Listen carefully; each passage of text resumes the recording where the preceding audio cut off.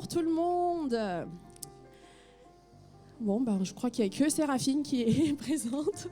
Allez, on refait ça. Bonjour tout le monde. Ah, je suis contente de vous voir. Et j'espère que vous allez bien. Et pour commencer ce moment, j'aimerais vraiment qu'on se mette tous debout. Et on va ensemble louer le nom de Jésus. Est-ce que vous êtes d'accord ? Est-ce que vous pouvez dire à votre voisin, le nom de Jésus est spécial. Dites lui-même que le nom de Jésus, c'est le nom le plus spécial de tout l'univers. Alors attendez-vous à être bénis ce matin. Nous sommes venus, Jésus, pour te louer. Nous sommes venus, Seigneur, pour te montrer notre amour, parce que tu en es digne, Seigneur. Merci de bénir ces moments, Seigneur Jésus, et prends toute la place au milieu de nous. Amen.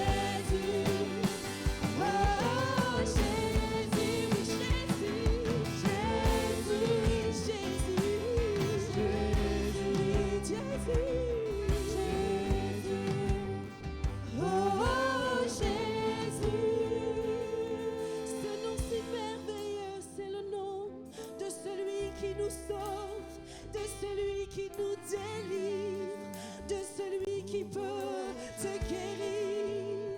Oui, invoque le nom de Jésus ce matin. Oh Jésus, Jésus, oh Jésus. Pense à une situation qui te pénalise ce matin. Invoque son nom. Invoque le nom du seul qui peut t'aider, te sauver. Jésus, oh Jésus, Jésus, j'invoque ton nom. Oh Jésus, une dernière fois.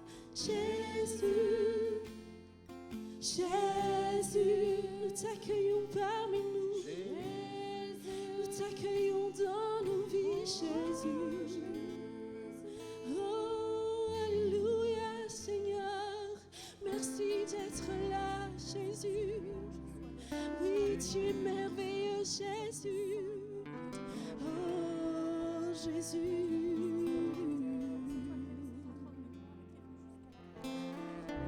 Et c'est ce nom que nous voulons continuer d'élever ce matin. Merci, Seigneur Jésus.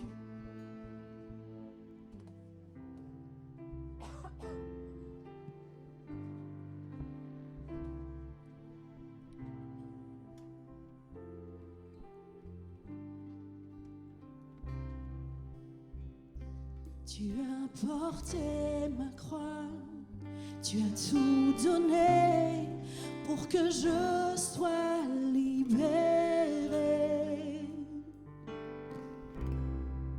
Maintenant ma vie est tienne et à jamais je chanterai ta bonté.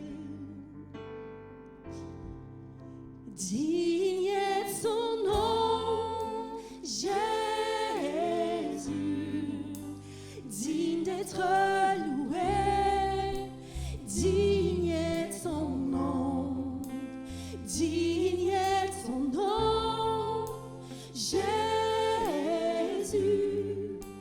digne d'être adoré, digne est son nom.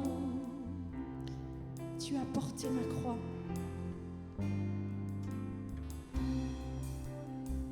Tu as porté ma croix, tu as tout donné pour que je sois libéré.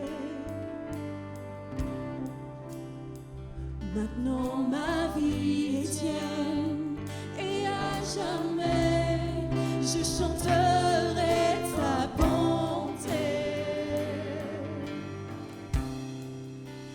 Digne est ton nom, Jésus, digne d'être loué, digne est ton nom, digne est ton nom, Jésus,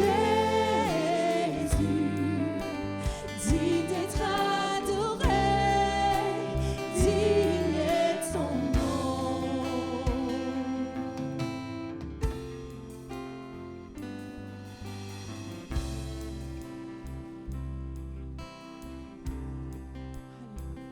Ma honte fut enlevée, tu m'émerveilles par ton amour indéniable. Ta grâce est infinie et à jamais je chanterai ta bonté. Digne est son nom, Jésus,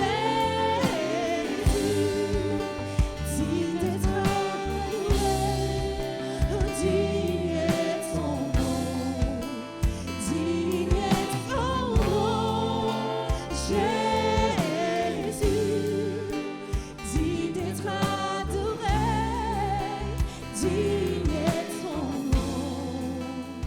Ma honte fut enlevée. Et tu m'émerveilles, Jésus.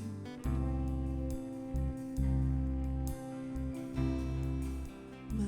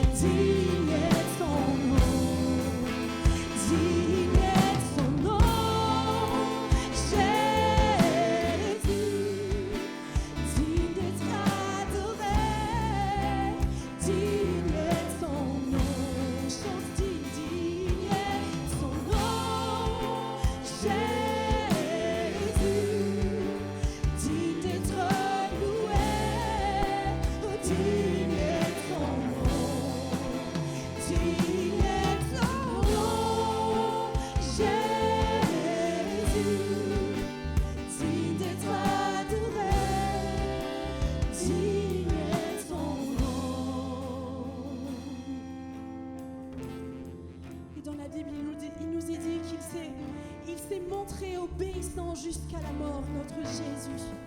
C'est pourquoi Dieu l'a élevé au plus haut, à la plus haute place. Et ce nom qui lui a été donné, ce nom qui est supérieur à tout autre nom, c'est celui-là qui est digne d'être loué. Oh Jésus.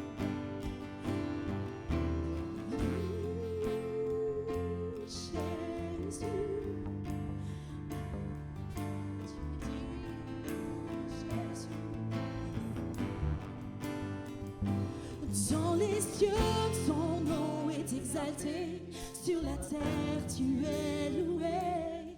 Ta gloire est manifestée. Seul son nom est élevé. Sur les cieux, ton nom est exalté. Sur la terre, tu es loué. Ta gloire est manifestée. Seul ton nom est élevé. Dans les cieux, ton nom est exalté. Sur la terre, tu es loué. Ta gloire est manifestée.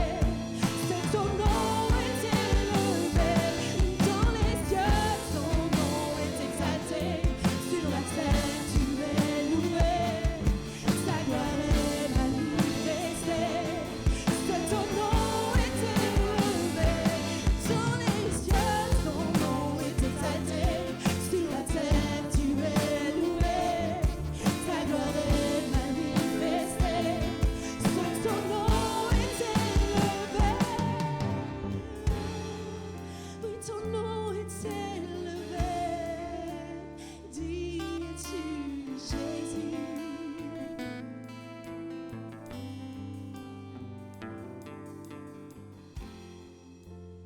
La terre a tremblé, le voile s'est déchiré, tes armes la mort et le péché. Les cieux chantent ta gloire, l'écho de ta victoire, car tu es le roi ressuscité. Oui, tu es sans rival, tu es sans égal. Dieu, tu triomphes à tout jamais. Oh, à toi soit le règne, à toi soit la gloire, car ton nom surpasse tout autre nom. Oh, ce nom est victorieux, victorieux. Oh, ce nom est victorieux, le nom de Jésus Christ mon roi. Oh, ce nom est victorieux, sa puissance est sans pareil. Oh, ce nom est victorieux, le nom de Jésus. La terre, oui, la terre a tremblé, le voile s'est déchiré, tes armes la mort et le péché. Les cieux chantent ta gloire, l'écho de ta victoire, le roi ressuscité. Oui, tu es sans rival, oui, tu es sans égal. Dieu, tu triomphes à tout jamais. À toi soit le règne, à toi soit la gloire. Ton nom surpasse tout autre nom. Oh, ce nom est victorieux. Oh, ce nom est victorieux. Le nom de Jésus Christ mon roi. Oh, ce nom est victorieux, sa puissance est sans pareil. Oh, ce nom est victorieux, le nom de Jésus. Oh, ce nom est victorieux, ce nom est victorieux. Oh, ce nom est victorieux, le nom de Jésus Christ mon roi. Oh, ce nom est victorieux, sa puissance c'est sans pareil. Oh, ce nom est victorieux, le nom de Jésus.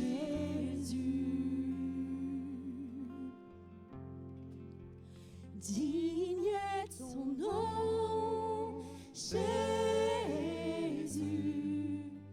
digne d'être loué, digne est ton nom, digne est ton nom, Jésus, digne d'être adoré, digne est ton nom.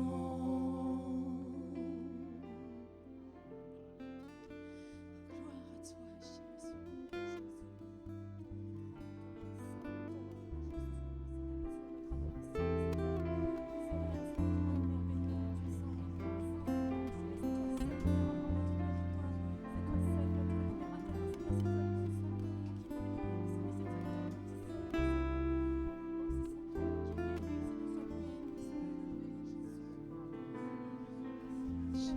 Nous exaltons un Dieu qui est vivant. Jésus est ressuscité et il vit en nous aujourd'hui. Alors saisis cette victoire ce matin. Jésus peut vivre en toi si tu le laisses. Peu importe ce que tu traverses ce matin, son nom est au-dessus de toute personne et de toute chose. Il est là et il veut t'aider. Jésus.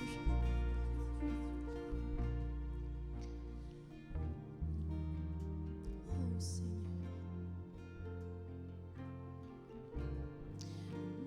Jésus.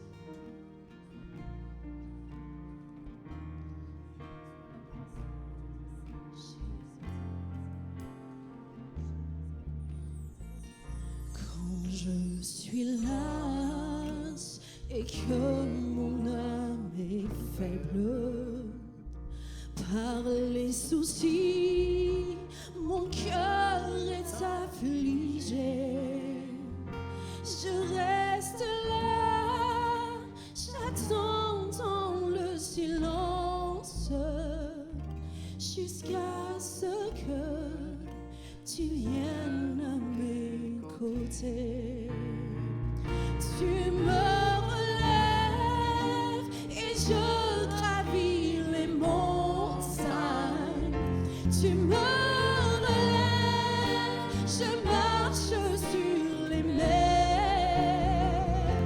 Je suis forte, portée sur tes épaules. Tu me relèves et grâce à toi je vis. Alléluia. Quand je suis lasse et que mon âme est faible par les soucis, mon cœur est affligé. Je reste là, j'attends dans le silence jusqu'à ce que tu viennes à mes côtés. Tu me relèves et je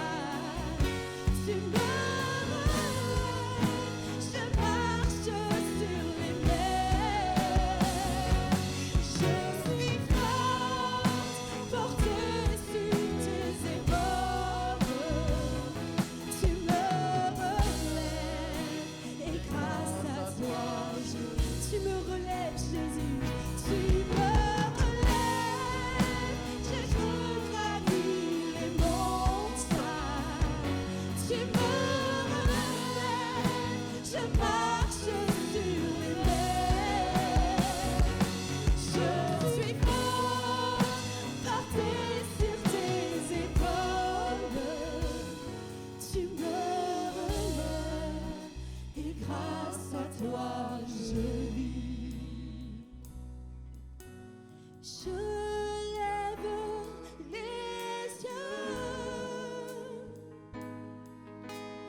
vers les hauts sommets. Oui, toi seul est mon Dieu. Je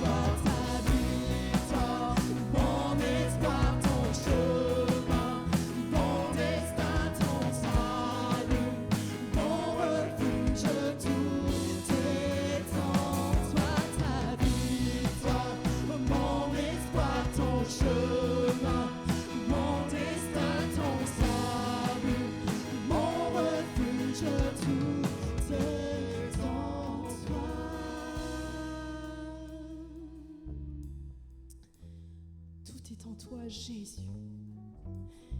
Cette semaine encore, l'ennemi m'a attaqué dans mon repos. Chaque matin, j'avais pas envie d'aller au travail. Mais Dieu était là. Dieu est ma force et je le proclame ce matin. Dieu est mon tout. Je le proclame ce matin. Et je le remercie pour sa fidélité. Je le remercie parce que quand je l'appelle, il est là. Il est à côté de moi. Il peut être à côté de toi. Il nous porte sur ses épaules. Mon Dieu est notre Père. Oh Jésus, merci infiniment. Merci infiniment, Seigneur, pour ta fidélité. Merci pour tes bontés, Seigneur. Et aujourd'hui, Seigneur, on ne peut qu'élever ton nom, Seigneur. On ne peut que te montrer notre amour, nous aussi. Merci, Jésus. Oh, mon Dieu. Alors que j'invite les frères et sœurs qui ont été désignés pour le partage de la Sainte Seine, on va reprendre ce refrain qui nous dit « Toi seul est ma force ».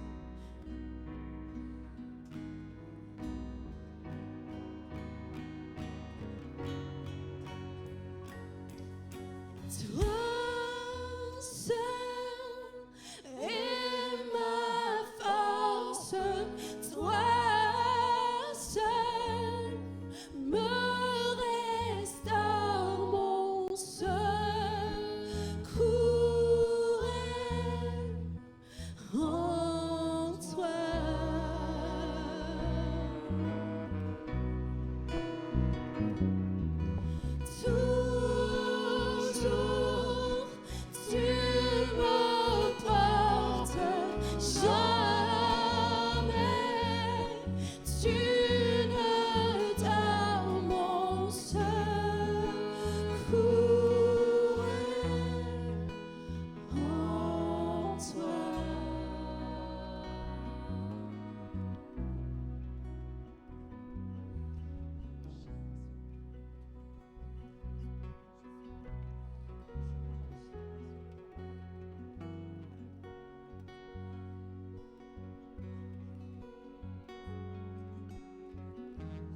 je vous invite à élever votre voix.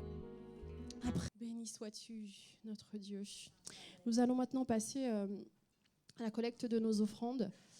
Et ce matin, nous aurons 2 troncs. Le premier pour le fonctionnement de l'Église et le deuxième, c'est pour les œuvres de la mission. Et pendant ce temps, je vous invite à vous remettre debout et on va entonner ensemble, en tant que fils et filles du roi, nous allons entonner cet hymne de gloire et de joie qui nous dit que Christ est notre lumière. Il est la lumière du monde entier.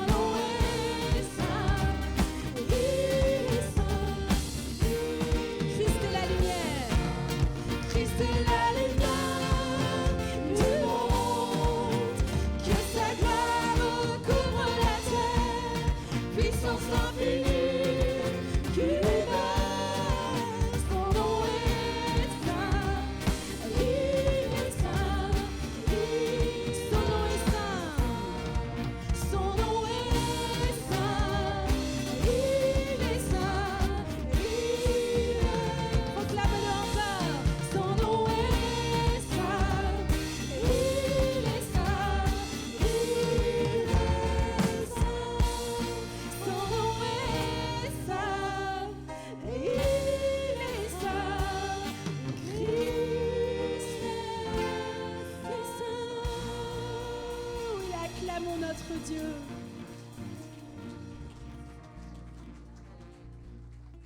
Amen. Nous allons laisser la place à Gérald pour les annonces et Pacôme après pour la prédication. Que Dieu continue de vous bénir.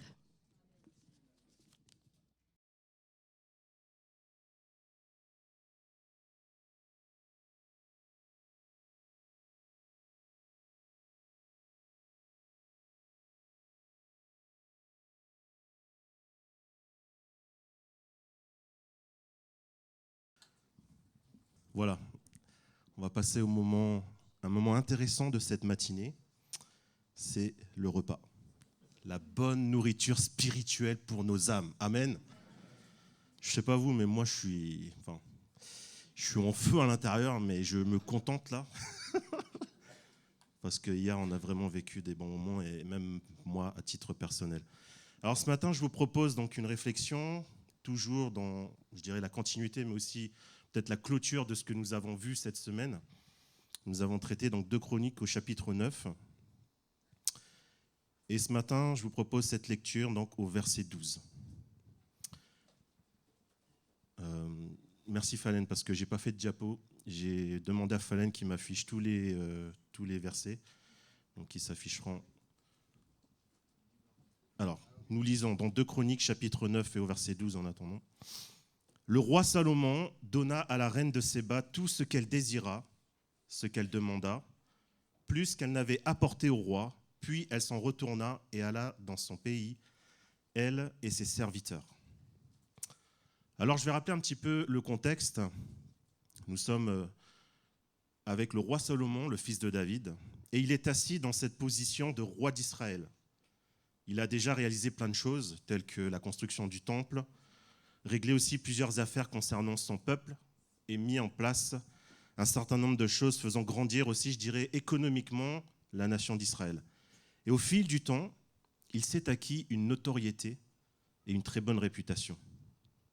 On disait de lui que ses paroles étaient remplies de sagesse et que tout ce qu'il disait ou faisait était impressionnant. Et toute cette médiatisation de bouche à oreille est finalement venue jusqu'aux terres lointaines d'un pays dirigé par une femme, la reine de Séba. Alors on ne connaît pas réellement ses origines, mais plusieurs s'accordent à dire qu'il s'agit de l'Éthiopie. Mais savoir d'où elle vient n'est pas ce qui est important. Cependant, ce qui va nous intéresser ce matin, c'est qu'elle se soit déplacée en personne pour constater et voir de ses propres yeux si tout cela était vrai.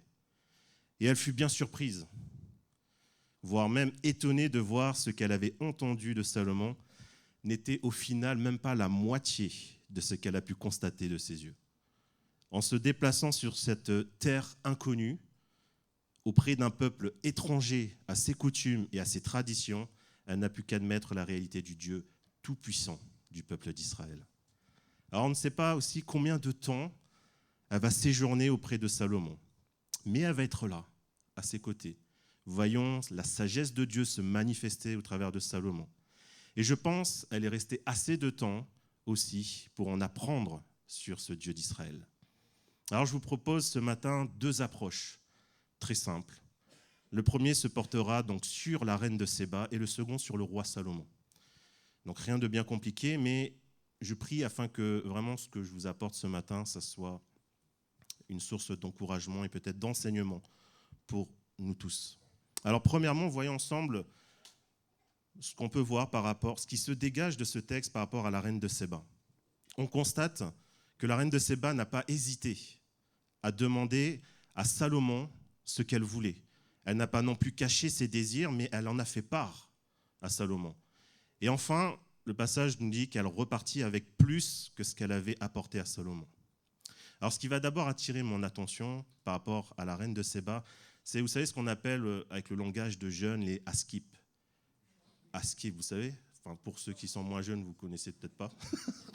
Je pense à toi, Nico, mais askip, c'est simplement le diminutif de « à ce qu'il paraît ». À ce qu'il paraît, le roi Salomon est un homme sage.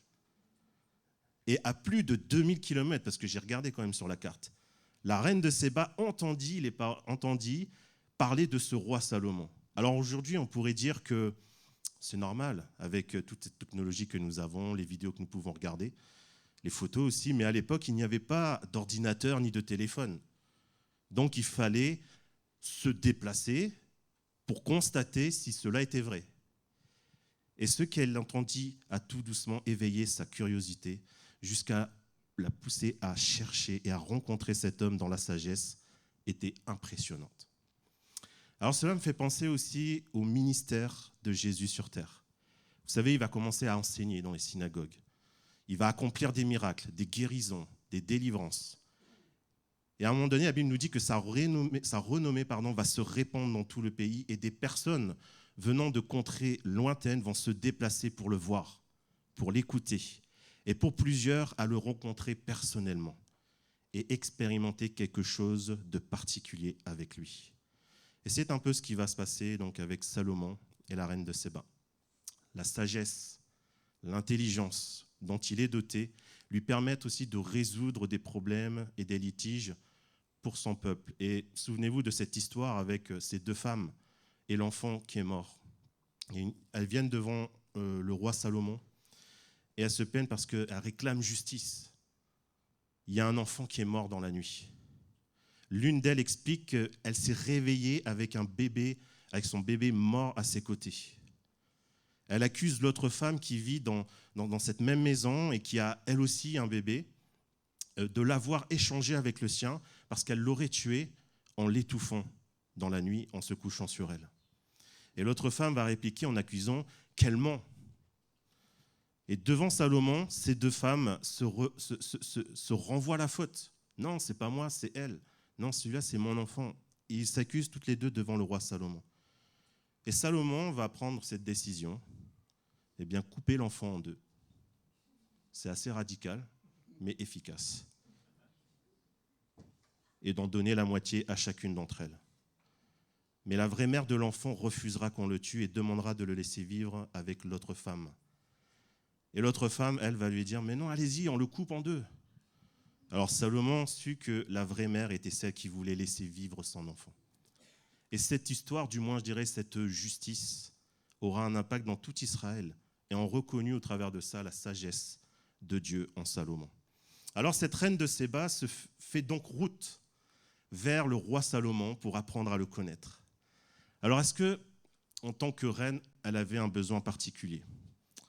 La Bible ne mentionne rien, mais on lit dans 2 Chroniques au chapitre 9 et au verset 1. La reine de Séba apprit la renommée de Salomon et elle vint à Jérusalem pour l'éprouver par des énigmes. Elle avait une suite fort nombreuse et des chameaux portant des aromates, de l'or en grande quantité et des pierres précieuses. Elle se rendit auprès de Salomon et elle lui dit tout ce qu'elle avait dans le cœur. Salomon répondit à toutes ces questions et il n'y eut rien que Salomon ne sut lui expliquer. La reine de Séba ne vient pas les mains vides. C'est ce qu'on voit au travers de ce passage. Et pourtant, elle aurait pu venir et ne rien amener. Était-ce une coutume, une forme de respect ? Je ne sais pas. Quoi qu'il en soit, elle vient avec quelque chose, et d'ailleurs, beaucoup de choses. Elle apporte des aromates en quantité importante, de l'or et des pierres précieuses. Mais j'ai remarqué quelque chose, lorsqu'elle arrive en Israël, en aucun cas il nous est dit qu'elle les donna tout de suite. Tout ce qu'elle avait ramené de son pays, ses richesses, ses trésors, elle les a gardés. Le temps peut-être de constater si ce qu'on disait sur Salomon était vrai. Et le passage dans 2 Chroniques chapitre 9, et c'est qu'au verset 9 qui nous est dit « Elle donna au roi 120 talents d'or d'une très grande quantité d'aromates et des pierres précieuses. Il n'y eut plus d'aromates tels que ceux donnés au roi Salomon pour la reine de Séba. » Alors avant qu'elle donne tout cela à Salomon, je dirais qu'au travers de la lecture de ce passage, la reine de Séba va adopter plusieurs attitudes. La première attitude que j'ai notée, c'est une attitude de recherche. Quand vous lisez le premier verset, il est dit « Elle vint à Jérusalem pour l'éprouver par des énigmes. » Ensuite, elle se rendit auprès de Salomon et elle lui dit tout ce qu'elle avait dans le cœur. Et Salomon répondit à toutes ces questions et il n'y eut rien que Salomon ne sut lui expliquer. La reine de Séba est décidée à rencontrer Salomon avec toutes les questions qui peuvent lui traverser par l'esprit. Et Salomon va lui répondre à toutes ces questions et à toutes ces énigmes. Et j'aimerais vous dire ce matin que Dieu est celui qui donne les réponses aux questions que nous pouvons parfois nous poser. Il est le Dieu de la révélation et le Dieu qui se révèle à tous ceux qui le cherchent. Ensuite, la deuxième attitude que je vois avec la reine de Séba, c'est une attitude de repentance. Vous lisez ça dans 2 Chroniques chapitre 9 et au verset 5 et 6. Il nous est dit « Hors d'elle-même, elle dit au roi, c'est donc vrai, ce que j'ai appris dans mon pays au sujet de ta position et de ta sagesse. Je ne croyais pas ce qu'on disait avant d'être venu et d'avoir vu de mes yeux. Et voici, on ne m'a pas raconté la moitié de la grandeur de ta sagesse. tu surpasses ce que la renommée m'a fait connaître. » Avant de rencontrer Salomon, elle ne croyait pas à tout ce qu'elle avait entendu de lui. Et je sais que ce n'est pas écrit noir sur blanc sur la Bible, qu'elle se soit repentie, mais franchement, quand on lit le passage, ça sent à plein nez.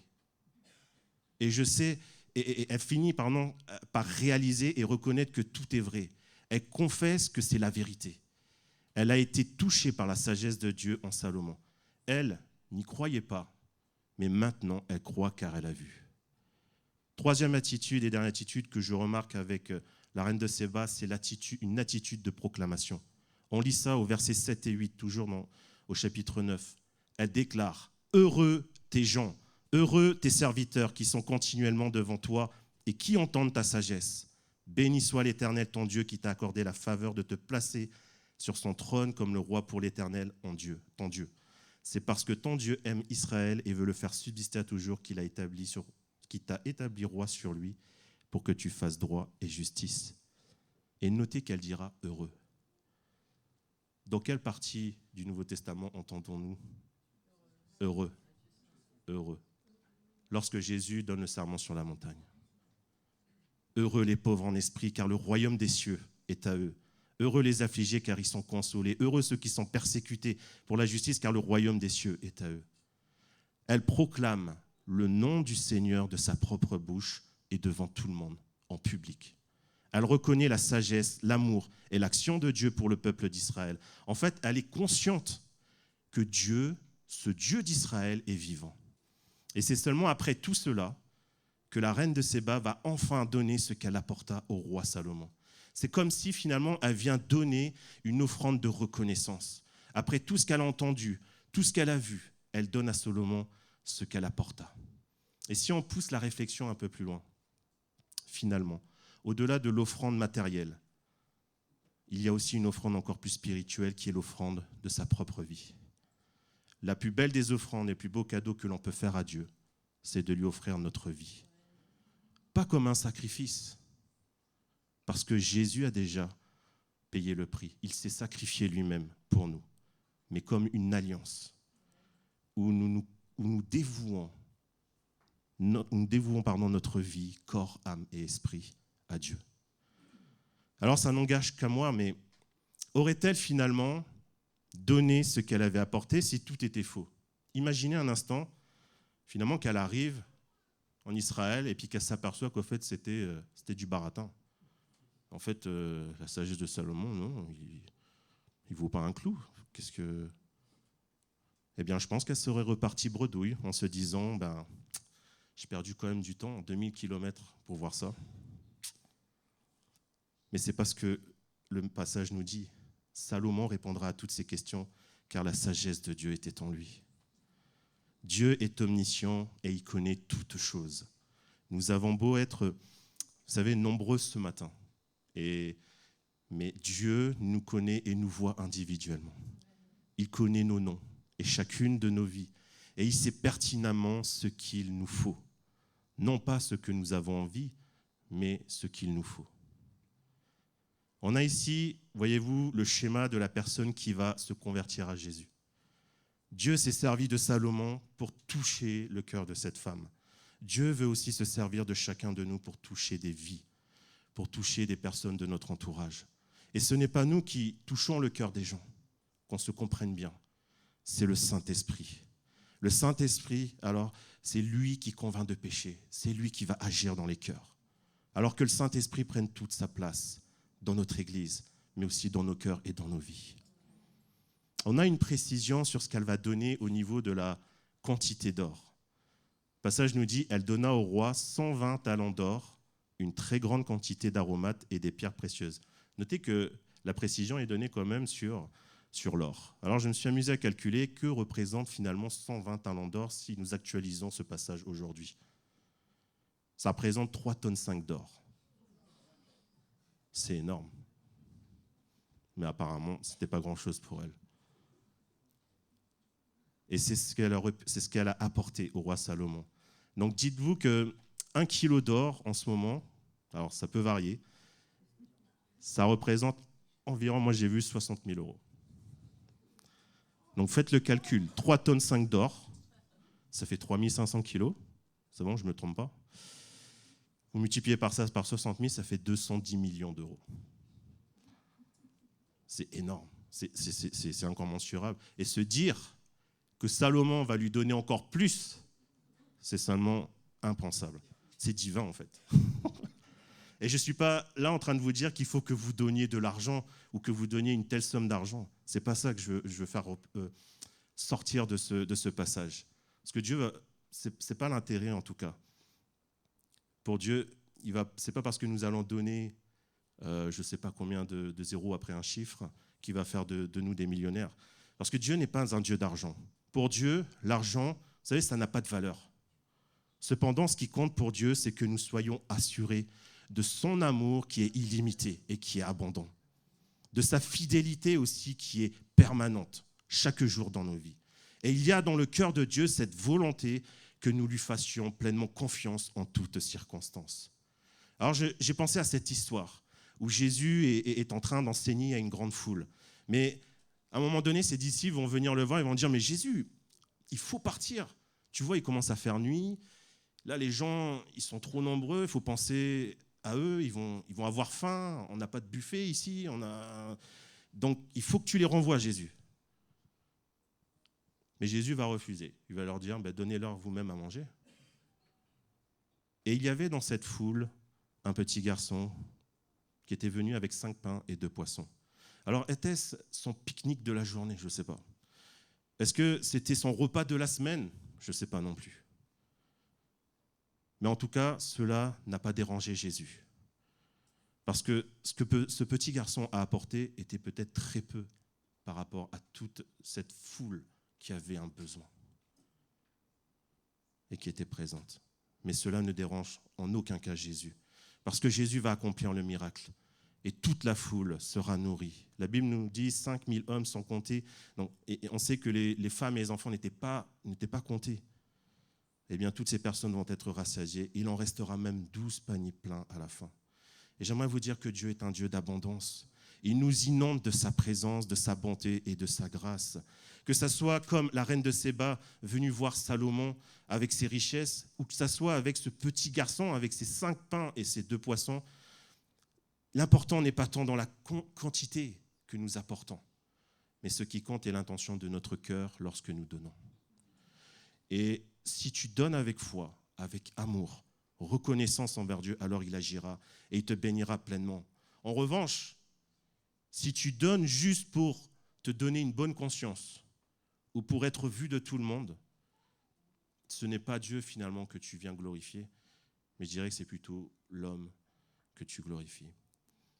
Alors on voit ensuite dans le cœur de cette reine de Séba que son cœur était ouvert à Salomon parce qu'elle a passé du temps avec lui et tout ce temps lui a permis de tester sa sagesse, mais aussi pour lui partager certainement ce qu'elle avait sur son cœur, au plus profond de son cœur, pour lui demander certainement des choses personnelles, on ne sait pas, mais j'imagine, et lui faire part aussi de ses désirs. Mais en aucun cas, Salomon va la rejeter. Au contraire, il va prendre le temps qu'il faudra afin qu'il réponde à toutes ces questions. Et j'aimerais vous dire que c'est exactement ce qui se passe lorsque nous venons avec un cœur ouvert à l'action de Jésus dans nos vies. Jésus répond à tout ce qu'il peut y avoir sur notre cœur, à condition bien sûr de les lui partager, de les lui dévoiler.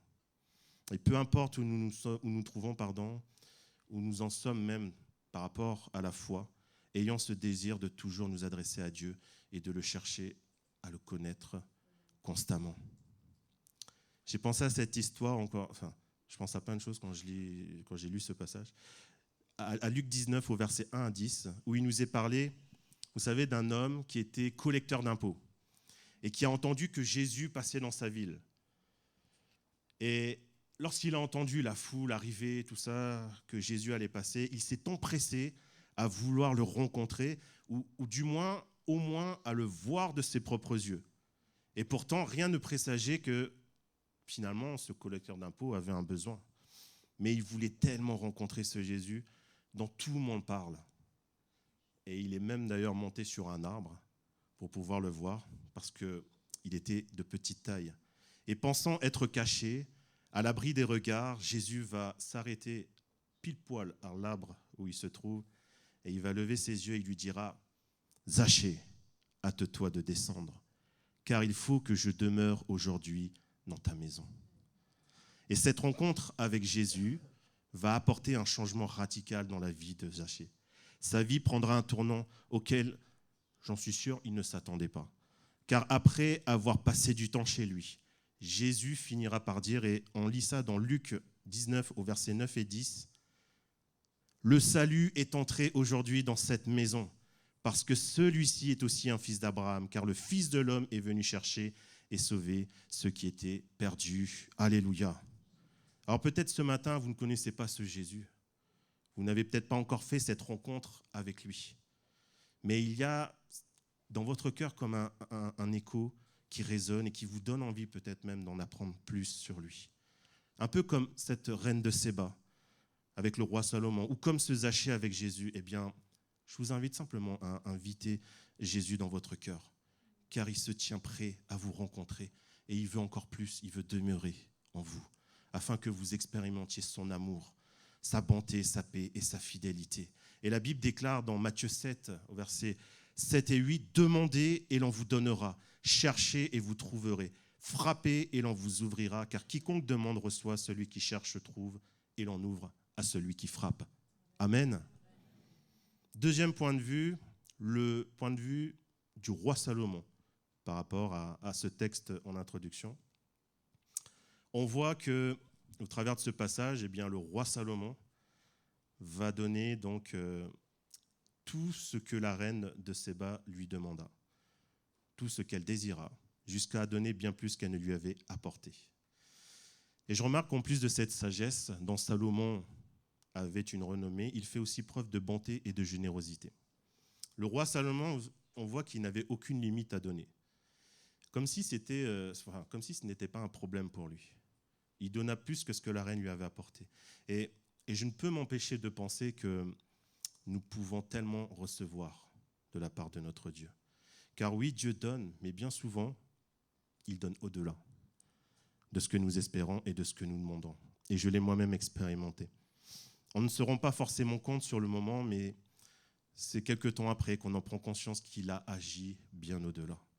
Et le roi Salomon n'a pas seulement été généreux avec la reine de Séba, parce que quand vous lisez vraiment ce passage, il a même béni ses serviteurs, son peuple.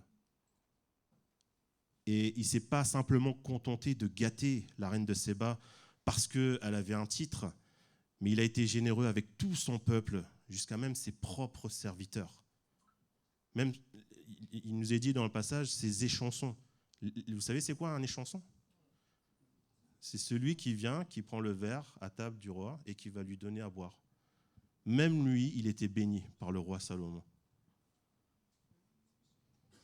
Je ne me trompe pas, hein ? Je vérifie. Oui, voilà, c'est ça. C'est un peu le sommelier d'aujourd'hui. Et on lit on voit qu'en fait, Salomon n'avait pas un blocage au niveau du statut social. Il donnait vraiment avec générosité. Et dans 2 Chroniques, au chapitre 9, versets 3 et 4, la reine de Séba vit la sagesse de Salomon et la maison qu'il avait bâtie, et les mets de sa table, et la demeure de ses serviteurs, et les fonctions et les vêtements de ceux qui le servaient, et ses échansons et leurs vêtements, et les degrés par lesquels on montait à la maison de l'Éternel. Dieu est celui qui veut nous bénir et agir dans nos vies, et il est celui qui prend soin de nous chaque jour. La Bible déclare que ses bontés se renouvellent chaque... Ah, ok. Vous lisez la Bible, alors c'est bien. Mais Dieu a donné quelque chose de beaucoup plus grand et qui va au-dessus de toutes les bénédictions que nous pouvons bénéficier de sa part. Alors ce n'est pas quelque chose, c'est quelqu'un. Ce qu'il a donné n'était pas destiné au roi de ce monde ou à une classe sociale en particulier, mais à tout le monde. Et on l'a loué ce matin. On a proclamé son nom, c'est le nom de Jésus-Christ. Et c'est parce qu'il nous a aimés qu'il a donné, c'est parce que Dieu nous a aimés, qu'il a donné ce qu'il avait de plus précieux, son propre Fils, pour que nous soyons sauvés.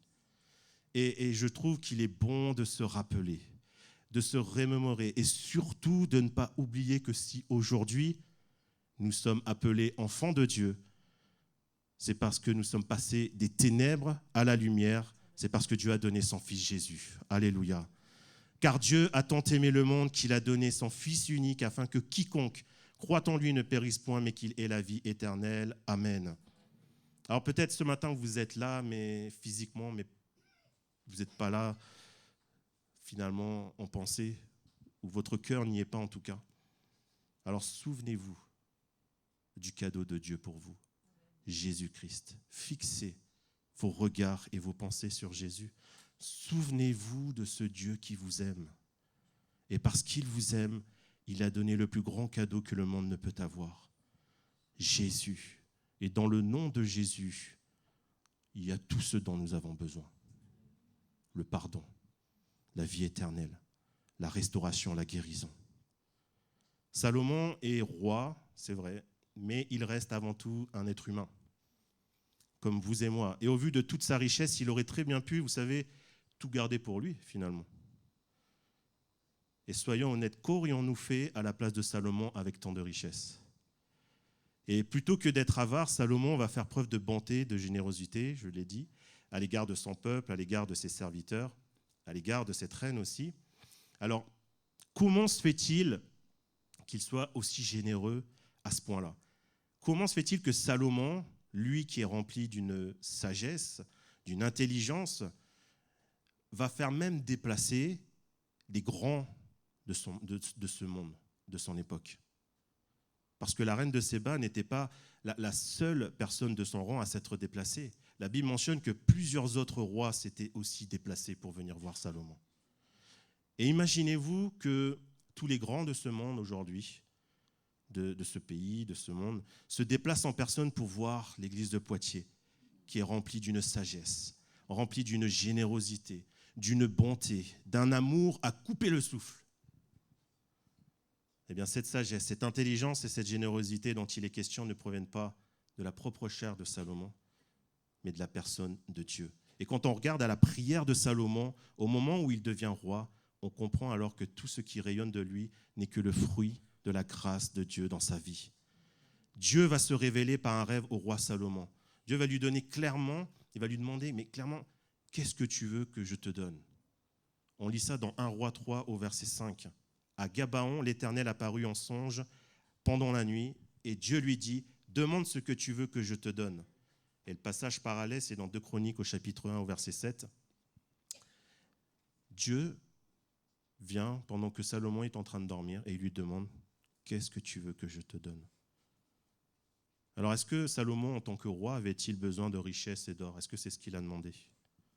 Non. Il va demander à Dieu, on lit ça dans 1 Roi 3 au verset 9, « Accorde donc à ton serviteur un cœur intelligent pour juger ton peuple, pour discerner le bien du mal, car qui pourrait juger ton peuple, ce peuple si nombreux ?»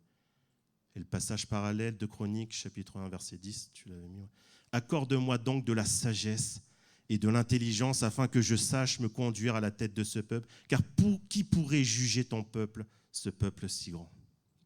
Salomon ici démontre une humilité surprenante. Il vient d'être nommé roi d'Israël et il a les pleins pouvoirs. Un ordre de sa part et ses serviteurs obéissent. Il a tout ce qu'il faut matériellement, financièrement, tout. Mais Salomon reconnaît devant Dieu son immaturité et son incapacité, liée d'abord à son jeune âge, parce qu'il prend les rênes du royaume étant jeune, mais aussi à son manque d'expérience pour gouverner le peuple d'Israël. Un roi au chapitre 3 et au verset 7 et 8, il nous est relaté la réponse de Salomon à Dieu. Il dira ceci, « Maintenant, éternel mon Dieu, tu as fait régner ton serviteur à la place de David, mon père. Et moi, je ne suis qu'un jeune homme. Je n'ai point d'expérience. Ton serviteur est au milieu du peuple que tu as choisi, peuple immense, qui ne peut être ni compté ni nombré à cause de sa multitude. » Ici, Salomon n'a pas eu honte de demander l'aide de Dieu pour guider et juger son propre peuple. Il n'a pas hésité un seul instant. Et par son humilité, Salomon demande la sagesse et l'intelligence de Dieu parce qu'il a conscience des responsabilités qui l'incombent en tant que roi, qui sont grandes et importantes. Et n'avons-nous pas besoin aussi, nous, parfois, de reconnaître nos incapacités devant Dieu et de lui demander de nous aider avec humilité? Et vous savez, il n'y a pas de honte à reconnaître devant Dieu, eh bien qu'à cause de nos incompétences, nous avons besoin de lui pour que ses œuvres s'accomplissent avec puissance dans nos vies. On a du mal parfois à reconnaître nos incapacités devant les hommes parce qu'il y a cet orgueil qui est là, parce qu'on veut prouver que l'on maîtrise et qu'on a le contrôle des situations. Mais c'est tout le contraire qui se passe. On a du mal aussi à admettre nos faiblesses devant même notre propre famille, devant nos frères et sœurs de notre assemblée, devant notre épouse, devant nos enfants. Pourtant, il n'y a rien de mal, vous savez. Nous sommes de simples êtres humains, des imparfaits. Mais il est tellement important de reconnaître nos erreurs et nos faiblesses. Et dans sa deuxième lettre aux Corinthiens, au chapitre 12, Paul va prier jusqu'à 3 fois le Seigneur pour qu'il lui enlève cette douleur qui le fait souffrir dans sa chair. Mais le Seigneur va lui répondre ceci: « Ma grâce te suffit et ma puissance se manifeste quand tu es faible. » Et même si parfois reconnaître nos faiblesses peut nous faire mal, voire même blesser notre chair, c'est justement là que le Seigneur se plaît à agir, car il manifeste sa puissance à travers notre faiblesse. Salomon aurait pu par fierté se passer de l'aide de Dieu. Il aurait très bien pu dire à Dieu: « Non, ne t'inquiète pas, je gère. Laisse-moi faire, Dieu, et regarde comment je fais, observe. » Mais Salomon va reconnaître sa faiblesse et son incapacité devant Dieu. On veut tellement parfois avoir le contrôle de nos vies que bien souvent, cela nous amène à nous décourager. Déjà nous dans notre propre vie, mais on a aussi ce sentiment parfois de ne pas avancer. Mon frère m'a dit un jour, il me le dit un peu souvent, il m'a dit: la confiance n'exclut pas le contrôle. Et je dirais que la confiance que l'on peut avoir en Dieu n'exclut pas que Dieu peut aussi avoir le contrôle soit de nos vies ou des situations que nous vivons. Alors avouons que nous avons besoin de Dieu, de sa sagesse, de son intelligence et de sa direction. Proverbe 2,6 nous dit: « Car l'Éternel donne la sagesse, de sa bouche sortent la connaissance et l'intelligence. » Dieu est celui qui veut nous remplir de ses qualités, de son caractère. Et Dieu est tellement bon qu'il nous accorde sa sagesse, son intelligence au travers du Saint-Esprit. Alors n'ayons pas honte de nos faiblesses ou bien de ce que peuvent penser les autres. Parce que Dieu, dans sa grande montée, ne nous voit jamais comme des faibles. Comme le pasteur l'a dit hier, le pasteur Le Penney qui disait que, par rapport à cette notion d'humilité, Cédric l'avait rappelé, qu'on est des grands. On a été créés à l'image de Dieu. Et nous n'avons pas un petit Dieu, nous avons un grand Dieu. Celui qui a créé la terre et les cieux. Celui qui a fait de nous son image. Il nous a créés à son image. Mais nous avons besoin aussi de cette humilité, de plier les genoux, de reconnaître que devant Dieu, nous sommes faibles.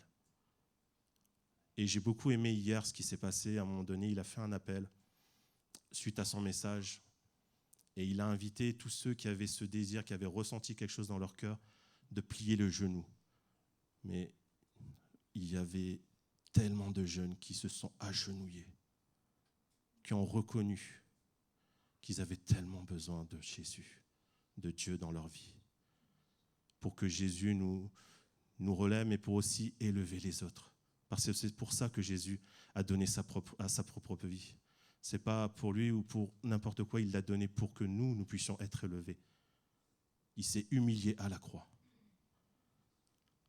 Et la réponse de Salomon, on lit ça, on revient dans le texte, la réponse de Salomon dans 1 Roi chapitre 3 et au verset 10 à 14 nous dit ceci.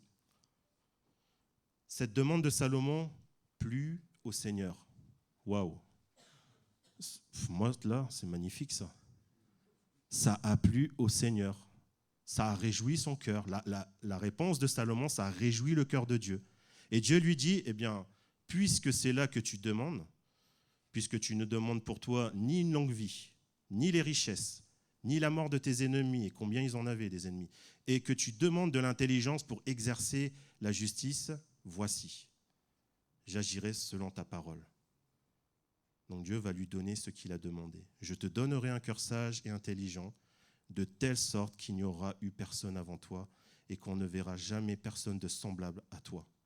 Je te donnerai en outre ce que tu n'as pas demandé, des richesses et de la gloire, de telle sorte qu'il n'y aura pendant toute ta vie aucun roi qui soit en pareil. Et si tu marches dans mes voies, en observant mes lois et mes commandements, comme l'a fait David ton père, je prolongerai tes jours. On a vraiment un Dieu rempli de bonté, un Dieu merveilleux. Et toute la richesse de Salomon, sa renommée s'est faite grâce à la sagesse de Dieu en lui. Salomon n'était que l'instrument, je dirais, visible de l'iceberg, de la sagesse de Dieu et de l'intelligence de Dieu.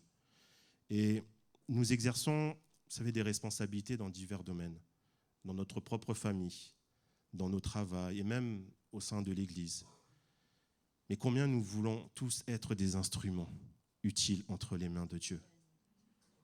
Proverbe 15, 33 nous dit « Reconnaître l'autorité du Seigneur », je vous le lis en français courant, « Reconnaître l'autorité du Seigneur est une école de sagesse.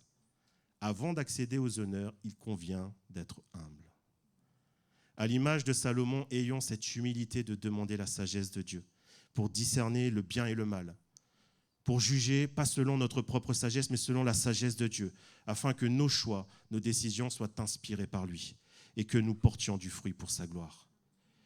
Je vais terminer avec ceci. La rencontre entre la reine de Séba et le roi Salomon a été un événement marquant au point que Jésus lui-même en reparlera. Jésus va se retrouver face à une foule très nombreuse et parmi cette foule se trouvent aussi des personnes avec de mauvaises intentions, quelque chose qui était relativement courant.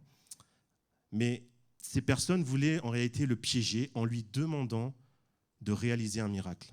Et vous pouvez lire ça dans Matthieu 12 au verset 38. On ne va pas le lire, mais je vous donne juste la référence. Mais Jésus va leur répondre en citant donc le prophète Jonas, et il va aussi citer la sagesse du roi Salomon. Et il dira en fait que lui, Jésus, est bien plus grand que ces deux miracles, que ces deux choses. On lit dans Luc 11 au verset 31, c'est Jésus qui parle, il dit ceci « La reine du Midi se lèvera au jour du jugement avec les hommes de cette génération et les condamnera, parce qu'elle vint des extrémités de la terre pour entendre la sagesse de Salomon.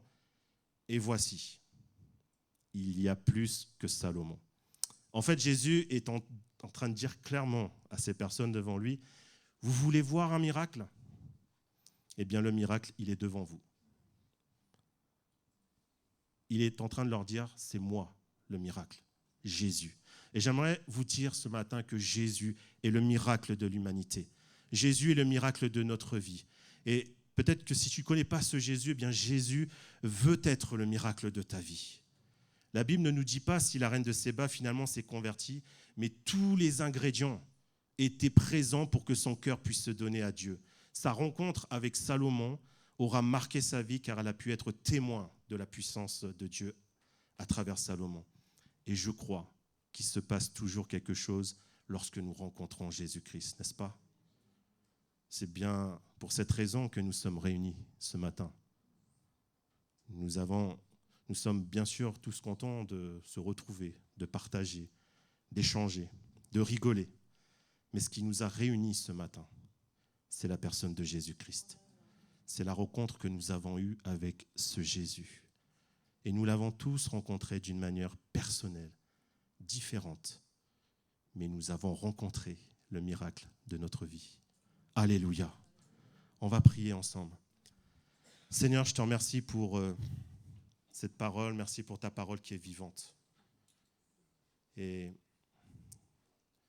je suis tellement ému de savoir, Seigneur mon Dieu, que tu ne nous as pas laissés ainsi. Mais tu as donné ce que tu avais de plus cher à ton cœur, Jésus-Christ. Et c'est vrai que dans le nom de Jésus-Christ, nous pouvons avoir tout ce dont nous avons besoin. Je te bénis aussi pour ce que tu fais dans notre Église, dans notre assemblée. Tu vois encore cette semaine de prière, Seigneur mon Dieu, où vraiment nous voulons plonger nos regards dans cette consécration, dans le fait, Seigneur mon Dieu, de rester saint devant toi. Et vraiment, nous désirons aller plus loin avec toi, Jésus. Tu es notre exemple. Tu es le miracle de notre vie. Et par toi, Seigneur, nous voulons avancer, nous voulons grandir, être encore, Seigneur mon Dieu, au bénéfice de ta grâce, au bénéfice, Seigneur mon Dieu, de tout ce que tu nous appelles à faire, Seigneur mon Dieu, en tant que chrétiens, personnellement dans nos vies, dans nos familles, mais aussi en tant qu'Église. Je te bénis pour l'action de ton Saint-Esprit qui est là, qui agit dans les cœurs. Et je te bénis pour chacune de nos vies, Seigneur. Que nos vies puissent, Seigneur mon Dieu, vraiment s'élever vers toi comme une offrande de reconnaissance. Avec, Seigneur mon Dieu, un cœur rempli de joie, rempli, Seigneur mon Dieu, de reconnaissance pour toi. C'est vrai, Seigneur, nous pouvons traverser des moments difficiles. Mais tu n'as pas promis, Seigneur mon Dieu, que cela nous serait épargné. Mais tu as promis que tu serais avec nous chaque jour. Tous les jours, nous pouvons compter sur toi, nous pouvons fixer nos regards sur toi, parce que tu es ce Dieu vivant, rempli d'amour et de compassion. Et je te bénis, Seigneur, pour ce qui s'est passé, Seigneur, pour cette reine de Séba, parce qu'elle a pu être au contact, Seigneur mon Dieu, de ta sagesse au travers Salomon. Je te remercie pour toutes les personnes, Seigneur mon Dieu, que nous pouvons lire dans ta parole, qui sont, Seigneur, aujourd'hui des témoignages, des exemples pour nous, Seigneur mon Dieu, de savoir, Seigneur, que tu es ce Dieu qui agit, ce Dieu qui transforme les vies, qui change les vies, Seigneur mon Dieu. Alors béni sois-tu. Et vraiment, je te rends gloire pour tout ce que tu fais. Gloire à ton nom, Jésus. Amen. Amen.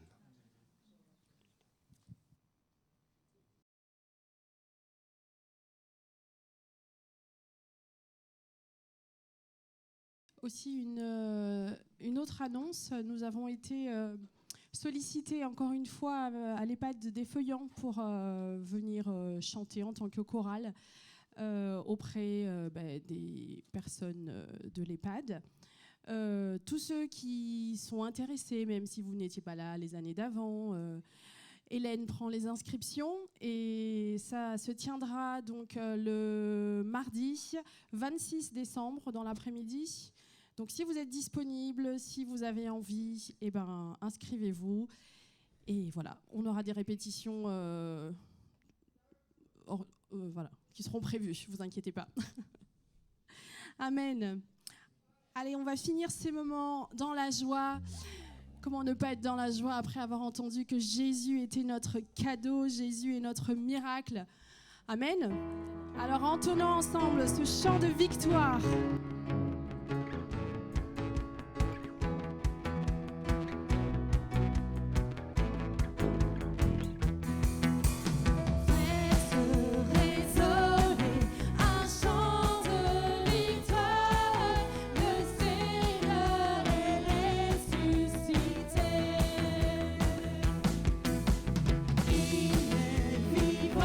Parmi nous et sa gloire se voit.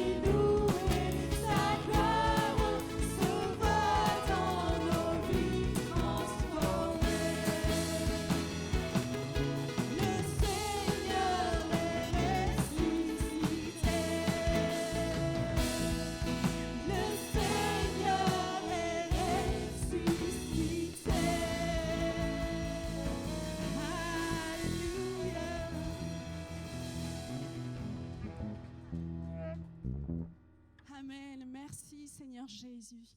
Merci pour ces moments passés dans ta présence, Seigneur. Mon Dieu, tu nous as dit de t'aimer. C'est le plus grand des commandements, c'est le premier des commandements, Seigneur. Et nous ne voulons pas le faire juste les dimanches matins, Seigneur Jésus, mais vraiment que nous puissions t'aimer chaque jour que tu nous donnes, Seigneur. Que nous te donnions toute la place dans notre vie, Seigneur Jésus. Merci aussi, mon Dieu, de nous aider encore cette semaine à veiller les uns sur les autres, Seigneur. À nous aider, Seigneur Jésus, à donner de l'amour autour de nous, Seigneur.